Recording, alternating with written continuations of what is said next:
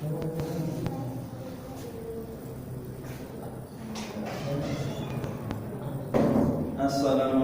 warahmatullahi wabarakatuh.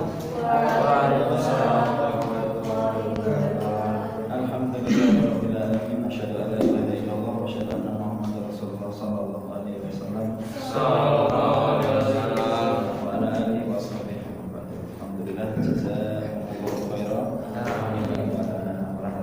Kita syukuri ada siswa-siswi santriwan-santriwin kelas saringan semuanya, jazakumullahu khairan. Amin. Senantiasa kita bersyukur kepada Allah. Alhamdulillahirabbil alamin. Saat ini semua nikmat yang sifatnya duniawi maupun ukhrawi, akhirat, urusan agama kita masih ada di dalam hidayah Allah. Alhamdulillahirabbil alamin. Semua kita niati karena Allah ya sunarun atau ya karena adabah.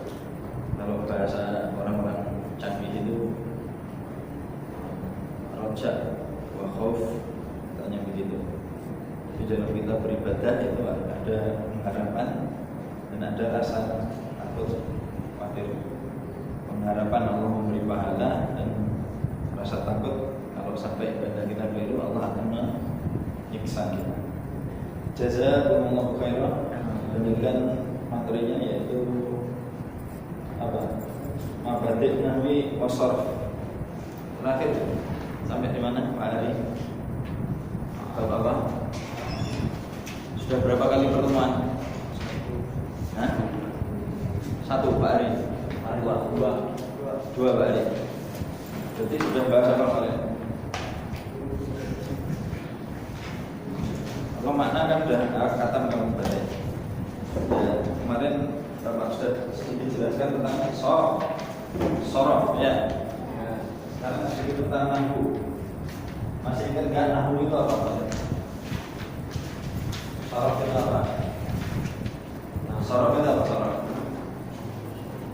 Ya, ilmu yang membahas bentuk kata sebelum masuk dalam kalimat. Kalau nahwu itu membahas tentang kedudukan kata setelah masuk dalam kalimat. Apakah dia sebagai subjek, predikat, objek atau kata keterangan.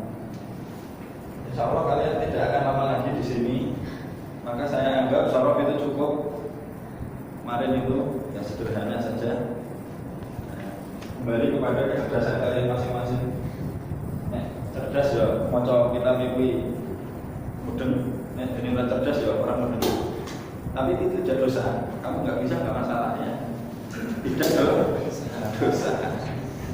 Yang kurang afdal gitu aja. Nah, sekarang kayak sepertinya pertemuan terakhir dengan saya kelas ini, saya akan sedikit jelaskan tentang sorof lagi. Nah, yaitu kedudukan kata dalam membahas tentang kedudukan kata di dalam kalimat. Pertama tentu kalian harus mengenal pola kalimat dulu dalam bahasa Arab. Kalimat dalam bahasa Arab disebut dengan jumlah atau al-kalimat. Jumlah. Kalau di buku kalian itu halaman berapa ya? Nahwu di halaman 3 kalau nggak salah. Coba. Ya, tuh halaman 3. Halaman 3. Oke. Terus nanti dilipat.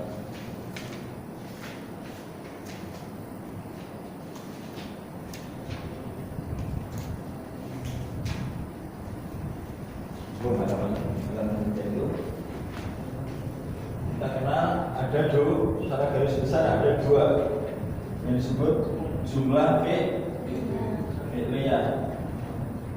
Apa fi'liyah?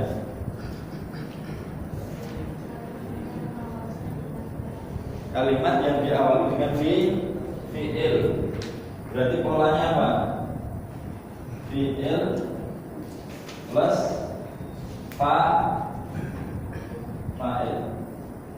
Fi'il plus fa'il, ini polanya. Pola paling sederhana. Nah, kalau mau ada tambahnya lagi plus maf'ul bih. Ya, ini namanya kalau di kita memberi makna, contohnya ini ya. Apa kali contohnya? Gak usah yang beda-beda lah contohnya. Ini aja lagi. Qatala Umaru al-kalba. Nah, ini fi'il, ini fa. Makanya kalau kasih makna di atas kasih tanda fa kecil, berarti fa'il. Ya. Kemudian di sini apa? Maf'ul bih. Nah, biasanya tandanya mim fa, maf'ul bih. Kamu ketika memberi makna di kitab kamu, kitab kuning kamu, Quran atau hadis, akan berbunyi menjadi qatala, telah membunuh. Fa'il jadi sopo umaru, maf'ul jadi pada, al-kalba anjing. Ya. Ini kalau bahasa Indonesianya subjek, ini predikat, ini objek. Kamu nulis keterangannya bagaimana? Nulis keterangannya sesuai dengan kaidah bahasa Arab, pasti SPO. Ya. Kalau mau ada keterangan waktu, ya, ada keterangan waktu.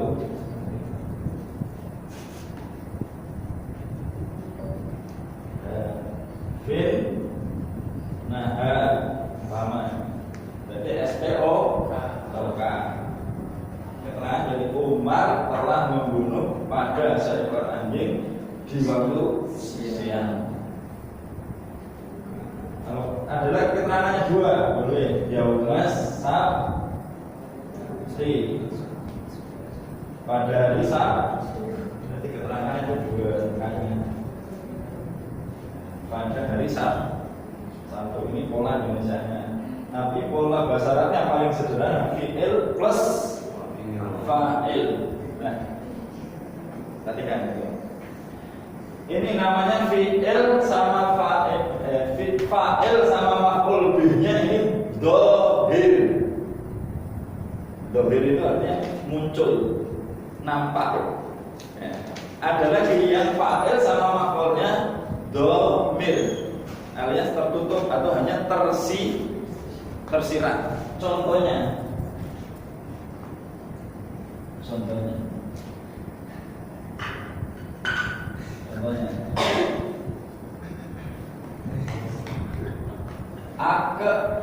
aketulukan, itu satu kata sebetulnya. Kalau lihat satu kata, tapi kalau kita memberi makna jadi panjang. Kenapa? Karena sebetulnya ini sudah terdiri dari fi'il plus fa'il plus maf'ul bih. Cuman fa'ilnya ini domir, maf'ulnya bih juga domir. Orang kocok aku saya. Saya kasih tempat tersendiri biar kamu pahami dulu yang ini. Ini target ya. Hapus? Jangan dulu. Ya, silakan. Yang di sini yang domir.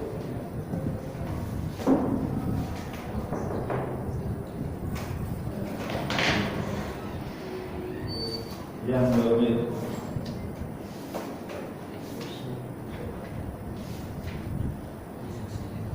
Aktulukan.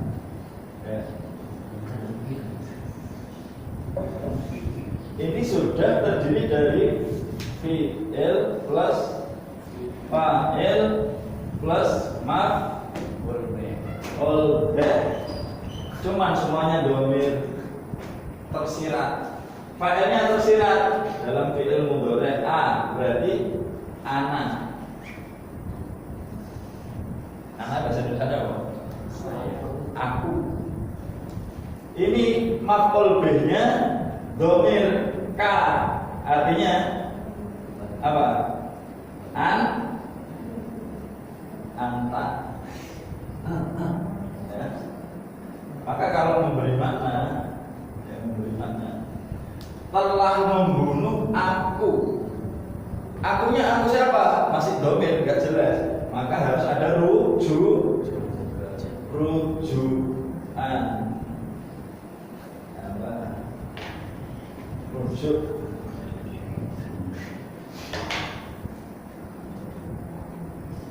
Harus ada rujukannya.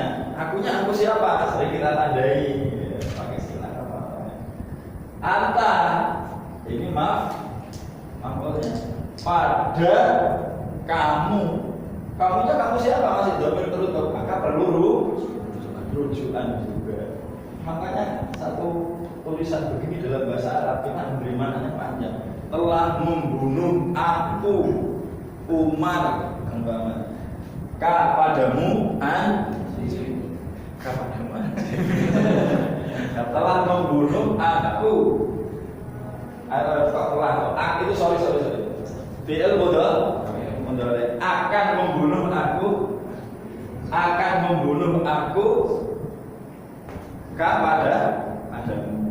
Akunya butuh rujukan, K-nya juga, mu-nya butuh rujukan. Nah itulah. Makanya kalau pemberi makna mudah sekali. Tapi kalau kita sudah paham nahwu sharaf, ini seolah usah ditulis makna. Ya, Quranmu kok hadismu kosongan. Lu kok sampai ada mana halus jelas uji. Tinggal nulis rujukan di sini siapa? Aku umpamanya kola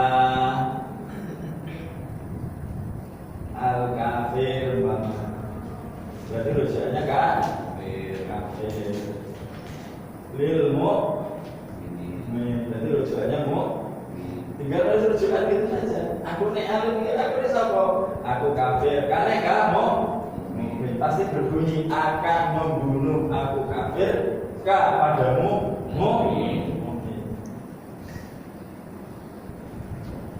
Itu jumlah fi'liyah.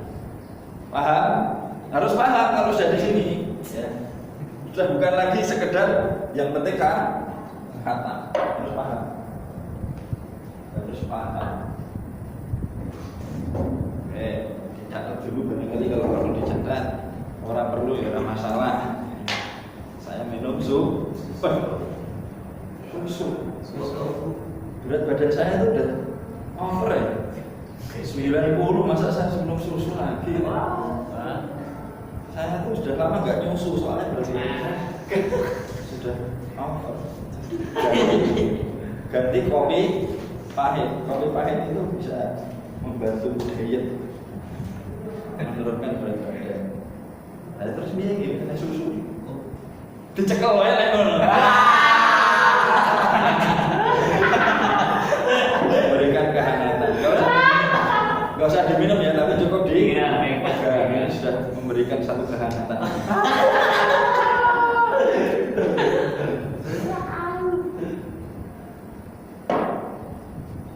Nah, tadi pesannya air putih doang, kasih susu juga ya, wes. Bismillah.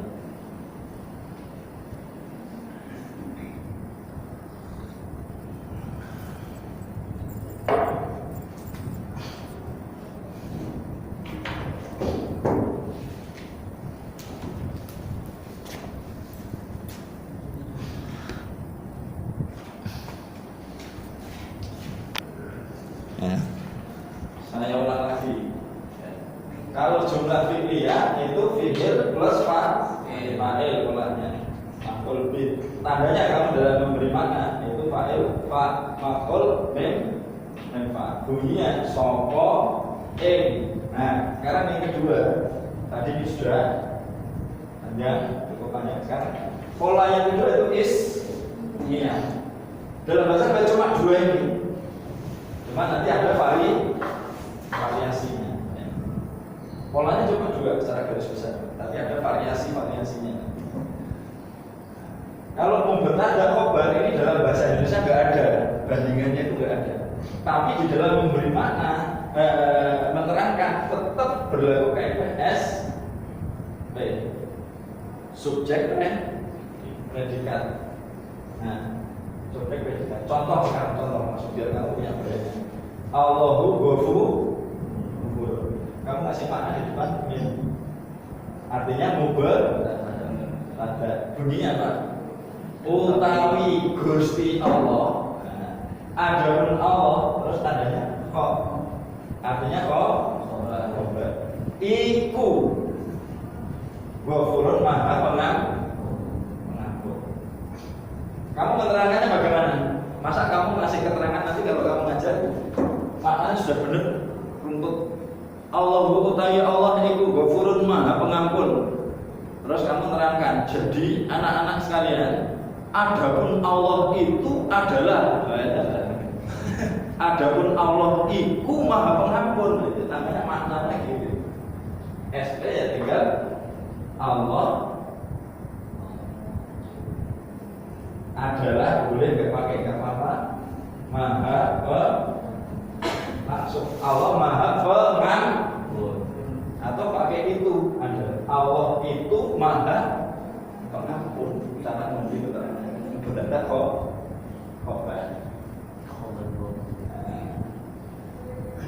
memahami ini tentang mubtada khobar. Jadi hanya dua ini, fi'liyah sama ismiyah.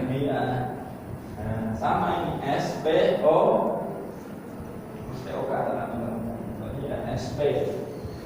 Allah maha pengampun.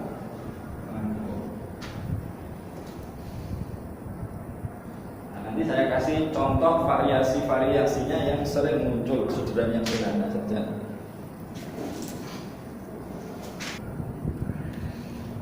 Silakan sebelum saya lanjutkan, ada pertanyaan? Ada pertanyaan? Yang laki-laki? Ya. Ada pertanyaan?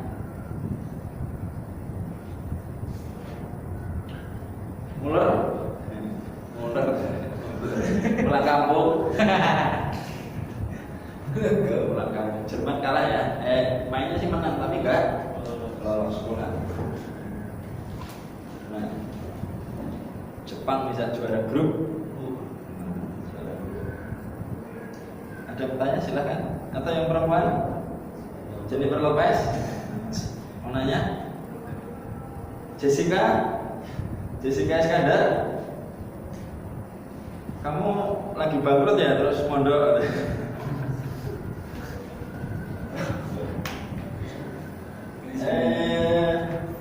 Apa? Kalau nggak ada pertanyaan, saya lanjutkan. Walaupun aslinya orang tidak bertanya itu ada dua kemungkinan. Ada dua kemungkinan kan nggak mau bertanya. Satu sudah Pak. Yang kedua sama sekali hanya sekedar mendengar. Takut yang kurang mudeng. Ada dua. Walaupun ada dua kemungkinan begitu, tapi kewajiban saya menjelaskan seperlunya, ya, masalah ini. Nah, sekarang contoh variasi. Saya mulai dari variasi mubtada khobarnya dulu. Sering kita jumpai dalam Quran, kemudian ada tambahan.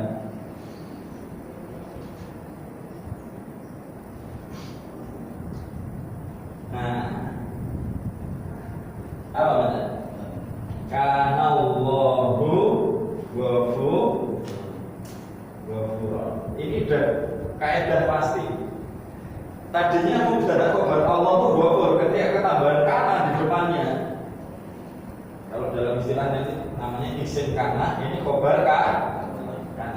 Yang tadi yang namanya mubtada khobar nanti berubah menjadi isim kana, menjadi khobar kana. Jadi meskipun kamu nggak hafal Quran, tapi kalau kamu mendengar di depannya ada kana, wa kana Allahu ghafurur rahim, langsung kleru, ada nggak nyemak, dikirone apa lu? Pak Guru hafal.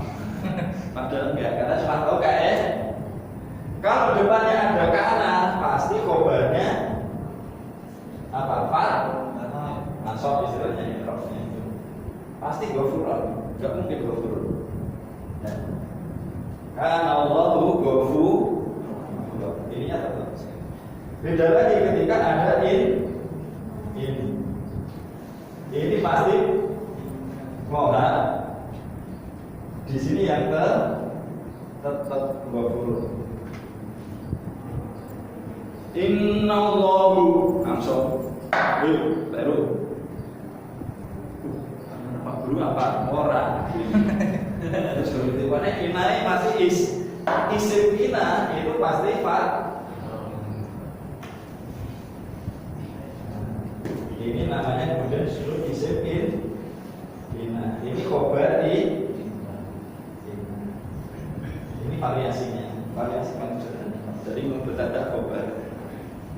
Cara memberi maknanya sama, karena ada sopo yang berubah ketika ada karena ada sopo Allah iku tetap gofu. Cuma ini berubah ya, sopo isim karena ini biasa inallah sebenarnya Allah iku tetap. Sudah tidak ada lagi makna utawi. Silakan.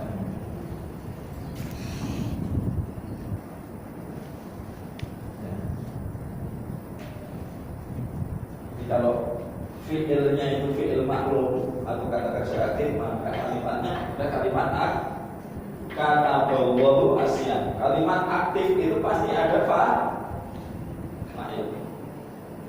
Pasti ada fa'il. Jadinya kalimat aktif telah mewajibkan sapa Allah asyam wasyan. Nah, kemudian ketika fa'ilnya ini dibuang akan menjadi kalimat pasif atau bahasa kita dari kalimat aktif merubah menjadi kalimat pasif itu adalah membuang fa'il. Subjeknya dibuang. Kalau bahasa Indonesia kan ini Allah telah mewajibkan puasa. Nah, ini subjeknya dibuang. Subjeknya dibuang. Fa'ilnya dibuang. Nanti tinggal menjadi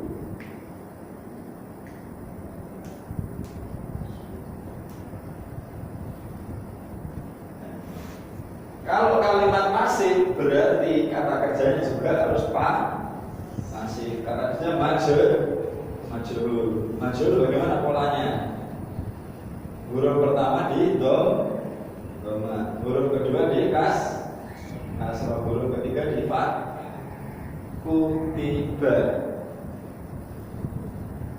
kutiba. Kemudian ya, yang tadinya asyama itu objek maf'ul bih dirubah menjadi asyam bunyinya apa juga. Kita biasa ngasih tandanya juga fa'il, tapi sebenarnya bukan fa'il, itu adalah namanya naibul fa'il. Jadi fi'il majhul polanya. Kata kerja pasif, maka di sini objek aslinya kan objek atau maf'ul yang dirubah seakan-akan menjadi subjek, menjadi fa'il, maka disebut istilahnya naibul fa'il. Naib itu apa naib? Kamu kalau pas akad nikah kan sering Pak Naib udah datang belum? Pak Naib. Naib itu berarti orang yang menggantikan. Kalau akad nikah itu Pak Naib menggantikan wali untuk menikahkan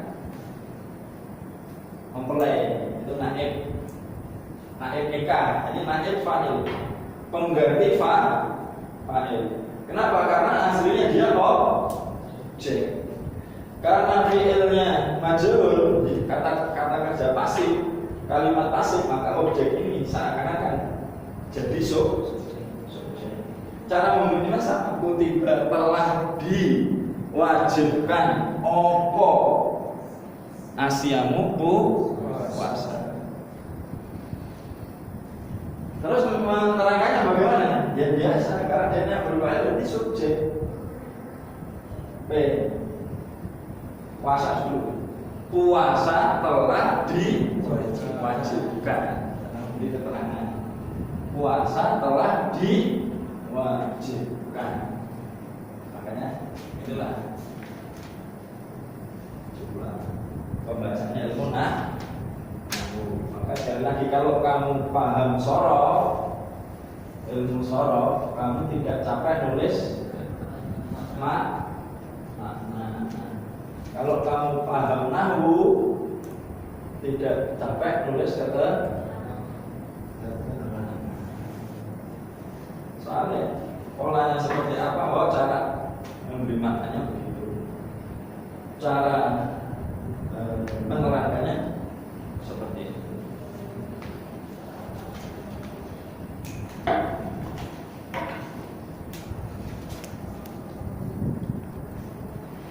Silahkan kalau ada yang bertanya.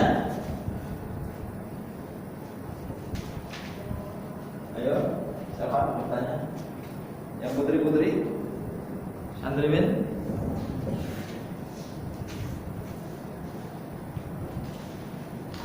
Ada dari Persik? Dari Persik mau tanya apa? Dari Persik.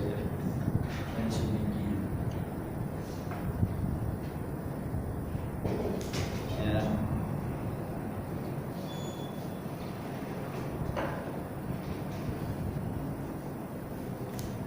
Alhamdulillah, jazakallahu khairan. Nah, ini di kitab kamu itu yang belakang itu sudah ada contoh variasi-variasinya. Dengan 32 apa 22? Halaman 32. Nama jumlatil fi'liyah. Ya. Model-model atau apa? Diagram al-jumlatil fi'liyah. Jumlah fi'liyah. Kalimat yang diawali dengan fi'il. Di situ ada contoh sampai 9 ya. Betul. Dapat 7.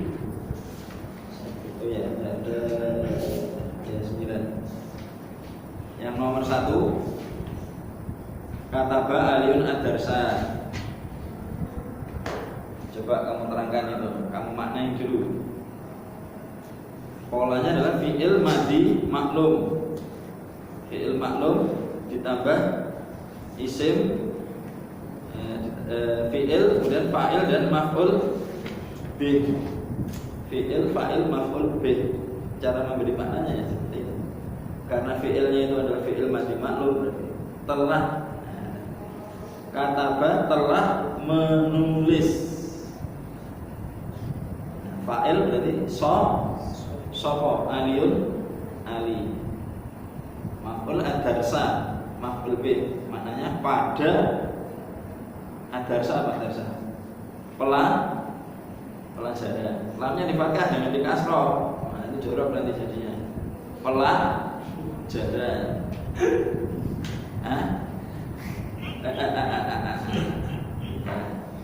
Itu contoh satu. Itu yang apa? Yang umum, basic. Ya. Sama seperti kata bauloh Asia. Contoh nomor 2, variasi nomor 2 ya. Fi'il plus fa'il. Fi'il plus fa'il itu kalau bahasa kita tadi apa? Berarti ada yang domir ya. Fa'ilnya domir. Fa'ilnya domir. Katabtu. Rujuknya kemana? Kalau ada domir berarti ada rujuk. Katabtu telah menulis aku. Aku siapa? Yang berbicara, dirujuk ke sana. Aku siapa? Plus ad-darsa. Jadi kalau contoh satu itu semuanya fi'il ataupun maf'ulnya itu dhohir. Yang kedua, contoh kedua itu fa'ilnya dhamir, maf'ulnya dhohir. Kemudian contoh yang ketiga, nah, cara memberi keterangannya bagaimana? Kalau nomor satu ya sama tadi SP vokal. Ali telah menulis pada pelajaran. Yang nomor dua, aku telah menulis pada pelajaran itu. Ad-darsa ada A, alif lam. Ad-darsa isim ma'rifah. Pelajaran I itu yang disebut tadi.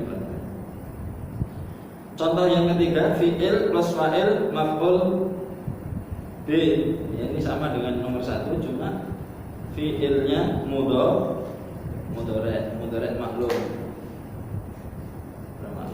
Sedang atau akan membaca sopo aliyun ali al-Qur'ana pada al-Qur'an. Cara menerangkannya ya, SP Ali akan membaca al-Qur'an. Contoh nomor 4, fi'il plus fa'il. Fi'ilnya mudhari', fa'ilnya dhamir. Tertutup. Aqra'u. Mana fa'ilnya? Tersirat pada tambahan huruf alif di depan. Aqra'u. Aku berarti fa'il. Nah, karena mudhari', aku akan membaca atau akan membaca aku Al-Qur'ana pada Al-Qur'an. Cara menerangkannya sama SPOK. Aku akan membaca pada Al-Qur'an. Dan seterusnya.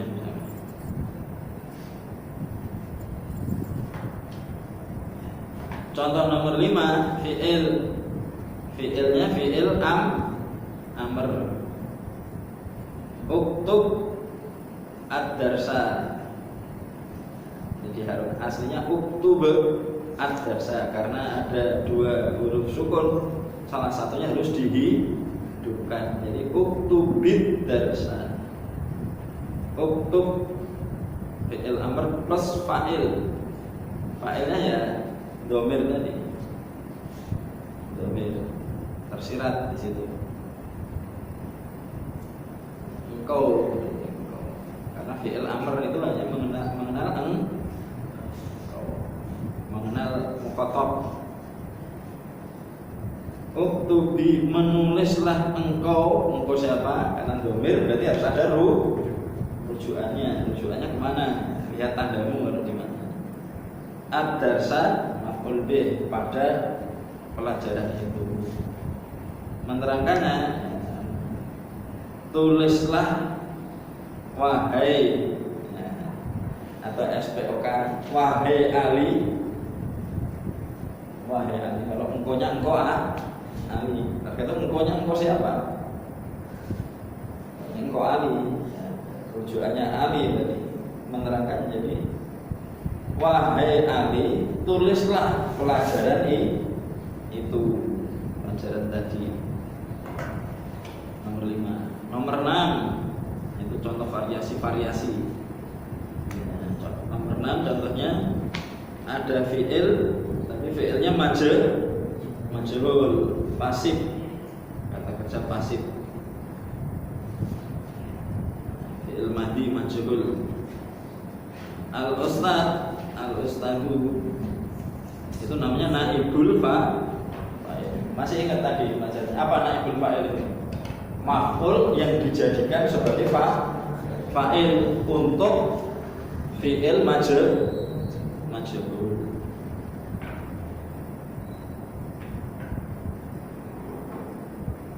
Contohnya su'ilal ustad. Su'ila telah. Kenapa telah? Karena fi'ilnya fi'il mati. Telah ditanya. Telah ditanya. Sopo, kok sopo ada ibul fa'il. Ya, seperti fa'il. Sopo al-ustadu ustad. Cara menerangnya, Pak Ustad telah ditanya. Yang bertanya siapa? Yang gak ketahuan, namanya majhul pasif ya. Maka dikatakan majhul fi'ilnya itu karena gak siapa yang takon. Bu, dalam kalimat itu tidak diketahui. Tapi kalau dalam konteks keseluruhan pasti tahu. Contoh tadi, kutibas siyam, telah diwajibkan apa asyamu puasa. Puasa telah, siapa yang mewajibkan? Dalam konteks kalimat itu gak ada, gak ketahuan. Maka namanya fi'ilnya majhul. Tapi dalam keseluruhan kita pasti tahu yang mewajibkan puasa itu siapa? Allah. Maka bentuk aslinya kata bawahu asyama. Fa'ilnya Allah, yang mewajibkan Allah. Tapi dihilangkan. Nah, itu nanti ada fungsinya. Untuk apa sih? Untuk apa sih perlu dibuat kalimat pasif fa'ilnya dibuang itu? Salah satunya untuk memberikan takkid atau penegasan, penekanan. Penegasan akan kutibas siyam itu beda dengan kata Allah siyam. Itu nilainya beda. Kalau kata Allah siyam, Allah telah mewajibkan puasa. Tapi kutibas siyam, puasa benar-benar sudah diwajibkan. Jadi, salah satu fungsinya dari kalimat aktif menjadi pasif. Jadi yang ditekankan itu puasanya diwajibkannya itu bukan pada siapa yang mewajibkan, itu maksudnya. Jadi kenapa fa'ilnya dibuang itu karena untuk lebih memberi garis bawah pada objeknya, objek fi'il dan objek. Jadi dikesampingkan fa'ilnya. Kamu nggak usah bahas fa'ilnya, yang penting ini. Ya. Salah satu fungsi. Jenis mufasalah. Terus mudeng karo orang. Ojo sampai gak mudeng. Saya yakin kalian semua meskipun kalau sekarang belum paham, tapi kalau nanti buka-buka lagi lama-lama paham. Saya yakin cerdas semua. Kemarin laporannya di musyawarah itu Paroetnya Masya Allah, nilainya bagus-bagus. Paroetnya bagus-bagus banget.